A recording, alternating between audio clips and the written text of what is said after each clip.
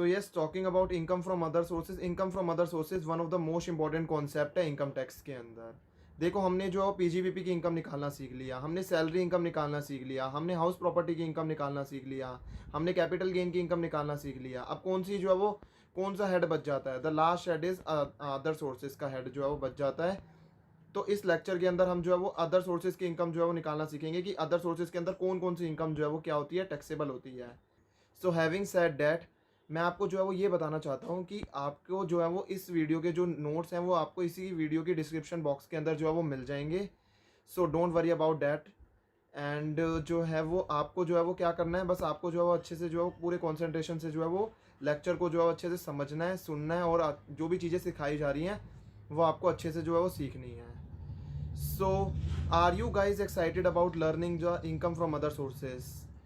So what are you waiting for? Let's get started.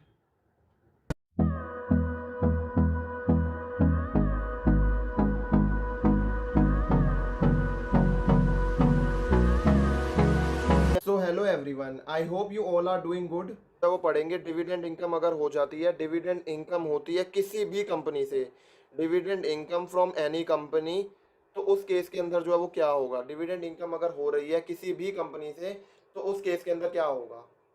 अब यहाँ पर एनी कंपनी का मतलब है चाहे आपको जो है वो डिविडेंड की इनकम जो है वो फॉरेन कंपनी से हो रही हो, या फिर जो है वो आपको जो है वो जो डिविडेंड की इनकम है वो डोमेस्टिक कंपनी से हो रही हो। कोई भी कंपनी से जो है वो आपको डिविडेंड की इनकम हो रही है, कोई भी कंपनी से अगर आपको डिविडेंड की इनकम हो रही है, चाहे वो कंपनी जो है वो प्राइवेट हो, चाहे वो कंपनी पब्लिक हो, चाहे वो मतलब इसके अंदर भी और भी ज़्यादा इन डेप्थली सोचा जाए तो अगर वो प्राइवेट हो तब भी, और अगर मान लो पब्लिक है वो तब भी, तो किसी भी कंपनी से डिविडेंड इनकम मिलती है।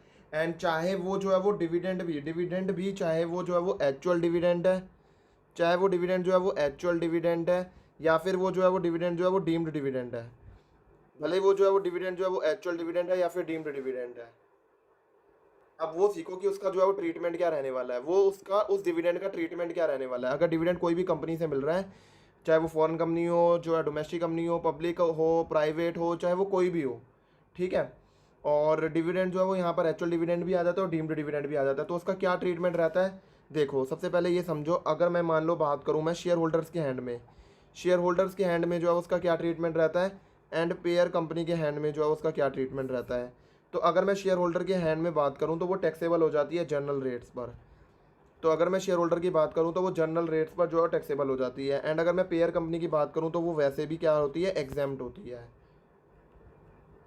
पहले जो है वो प्रोविजन जो है वो अलग था, पहले जो है वो एग्जेम्प्ट होता था शेयर होल्डर के हैंड में, बट अब क्या होता है, वो टैक्सेबल हो जाता है जनरल रेट्स पर। अब क्या होता है, वो टैक्सेबल हो जाता है जनरल रेट्स पर, जो है वो टैक्सेबल हो जाता है।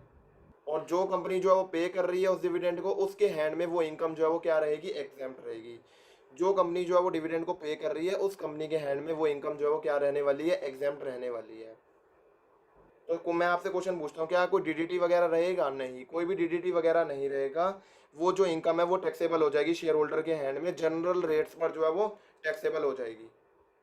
अब अगला क्वेश्चन आ जाता है, अगला क्वेश्चन जो है वो क्या आ जाता है, क्या ये जो डिविडेंड की इनकम है, डिविडेंड की इनकम में से क्या कोई खर्चों का डिडक्शन मिलेगा?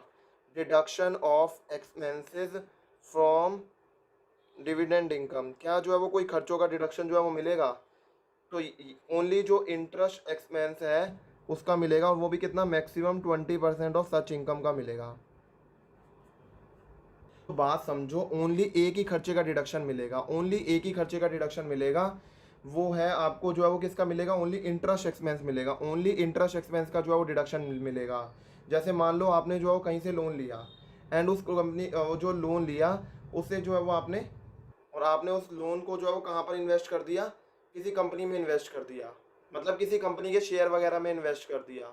मतलब जो आपने लोन लिया और उसके ऊपर जो इंटरेस्ट का जो है वो खर्चा होगा उसका आपको क्या मिल जाएगा, उसका आपको जो है वो डिडक्शन मिल जाएगा। अब कितना जो है वो डिडक्शन मिल जाएगा, जितना आपको जो है वो डिविडेंड की इनकम हुई है उसका मैक्सिमम आपको 20% का जो है वो क्या मिल जाएगा, डिडक्शन मिल जाएगा। मैक्सिमम आपको उसका 20% का जो है वो डिडक्शन मिल जाएगा। तो बस आपको जो है वो यहाँ पर बस यही बात ध्यान में रखनी है कि मैक्सिमम आपको 20% ऑफ सच इनकम का जो है वो, जो भी आपने डिविडेंड इनकम होगी उसके मैक्सिमम 20% के एक्सटेंड तक ही आपको जो है वो खर्चों का डिडक्शन जो है वो अलाउड होगा। खर्चों का डिडक्शन जो है वो only maximum 20% of such dividend income तक का ही अलाउड होगा। तो यहाँ पर हमारा ये जो है वो नहीं, नोट से भी जो है वो पूरा प्रॉपर जो है वो खत्म हो जाता है, income from other sources. So I hope आपको ये वीडियो बहुत ज़्यादा अच्छे से पसंद आई होगी और आपको ये टॉपिक अच्छे से समझ में आ गया होगा। अगर आपको ये वीडियो पसंद आई होगी तो वीडियो को लाइक जरूर कर देना, चैनल को सब्सक्राइब जरूर कर लेना for getting the latest notification updates. And don't worry about the notes जो है मैं आपको डिस्क्रिप्शन बॉक्स में जो है शेयर कर दूंगा।